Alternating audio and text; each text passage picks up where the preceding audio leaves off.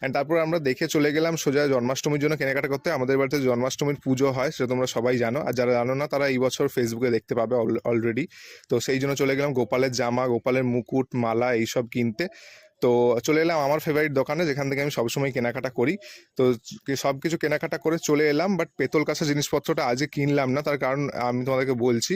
কারণটা হচ্ছে আগের বছর যেভাবে আমরা কিনেছিলাম, বাট এবারে আমার ওখানে গিয়ে খুব ওভার প্রাইস লাগলো, মানে দামটা প্রচুর বেশি লাগলো।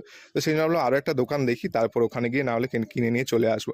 তারপর মা বানিয়ে দিল চা। এই যে চা খেতে খেতে ভাবলাম তোমাদের সাথে একটু ভিডিও করি, ভিডিও করতে গিয়ে জিভ পুড়ে গেল আমার। তারপর এখানে মা বানাচ্ছে লুচি। আজকে মা বলেছিল চিকেন বানাবে, কারণ যেহেতু আমাদের মানে কালকে মানে সোমবার হচ্ছে জন্মাষ্টমীর পুজো হবে না, আমাদের মঙ্গলবার দিন পুজো হবে।